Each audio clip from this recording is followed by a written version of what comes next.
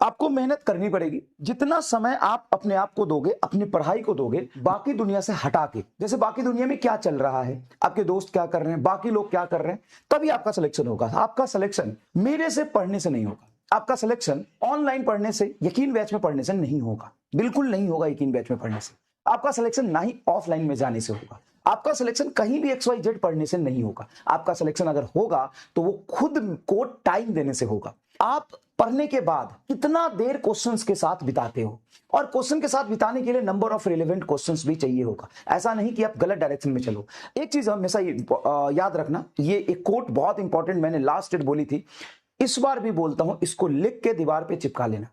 Direction is more important than speed. मेरी बात सुनेगा, direction is more important than speed. इसको लिख के दीवार पे चिपका लीजिएगा, ये लिख के दीवार पे चिपका लीजिएगा। ये आपको हमेशा याद दिलाएगा कि हमें कितना तेज भागना है, उससे ज्यादा इंपॉर्टेंट है कि डायरेक्शन भागने की क्या। अगर आप बहुत तेज भाग रहे हो, बहुत संघर्ष कर रहे हो, बहुत तेज भाग रहे हो, लेकिन अगर गलत डायरेक्शन में भागोगे तो अपना समय खराब कर दोगे, अपना समय खराब कर दोगे। और बहुत इंपॉर्टेंट है कि अभी से लेके आपके नीट एग्जाम तक मात्र और मात्र 8 महीने बचे, मात्र और मात्र 8 से 9 महीने बचे, बस 7 से 8 महीने बचे। उस 7 से 8 महीने में आप सही डायरेक्शन में चले, ये बहुत इंपॉर्टेंट है। रफ्तार तो बनाना ही है, लेकिन डायरेक्शन पहले ठीक रखो, रिलेवेंट चीजें पढ़ो, सीक्वेंस में पढ़ो, और क्वेश्चंस प्रैक्टिस में टाइम दे रहे हो तो रिलेवेंट क्वेश्चन प्रैक्टिस करो, जैसा जेईई मेन और नीट में आया हुआ क्वेश्चन है। कल ही मैं एक बच्चे से मिला, है ना, कल नहीं परसों मिला था, मैं आपको बता देता हूं थोड़ा सा। परसों एक बच्चे से मिला, और कल नहीं 2 बच्चे से मिला।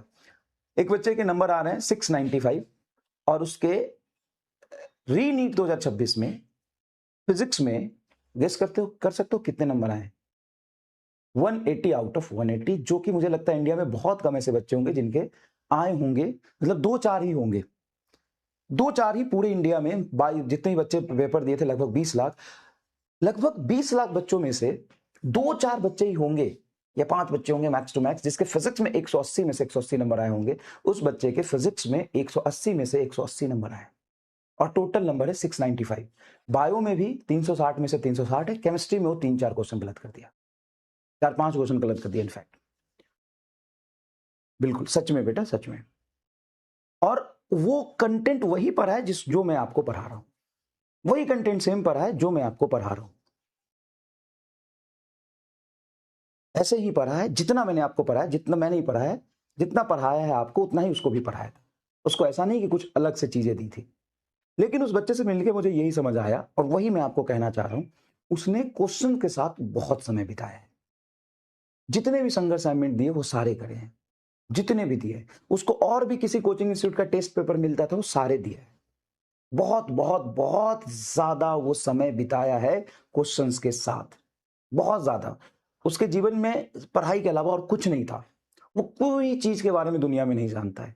सिर्फ उसने पढ़ा है।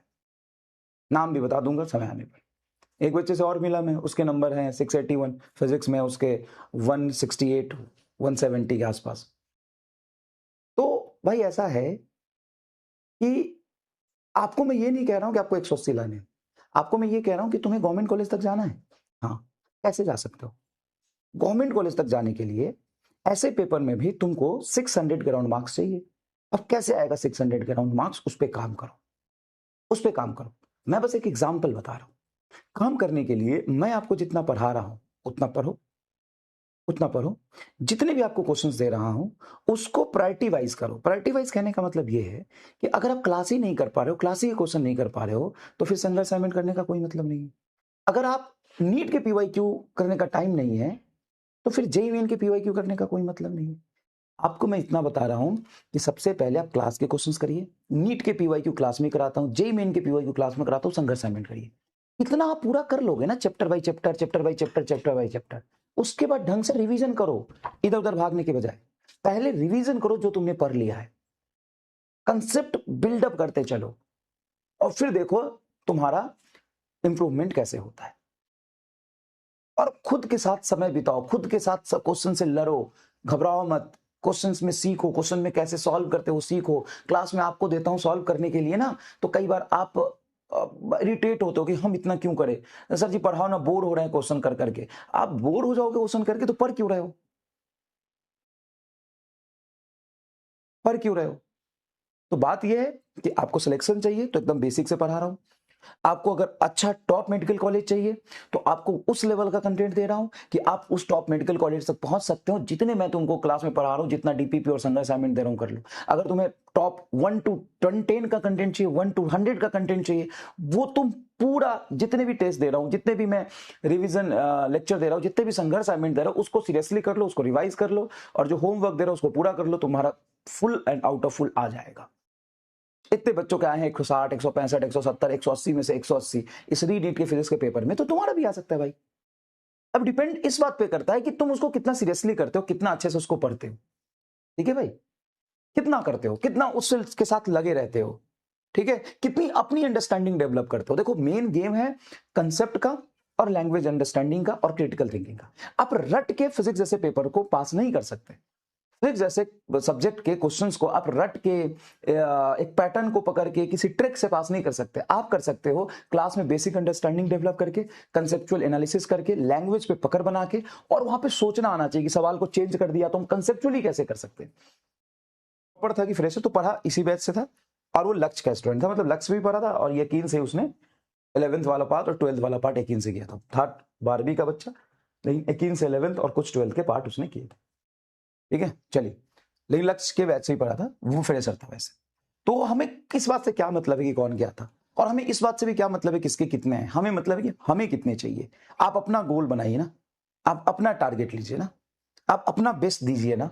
और याद रखिएगा, मैं हमेशा कहता हूं, ये मत सोचो कि रिजल्ट फाइनली क्या होगा, ये सोचो कि तुम अपना बेस्ट दे रहे हो कि नहीं। तुम्हारे लाइफ एक अलग है, तुम्हारा लाइफ सबसे अलग है, तुम खुद में एक यूनिक हो, और तुम्हारा जर्नी भी अलग है, तुम्हारा मंजिल भी अलग होगा।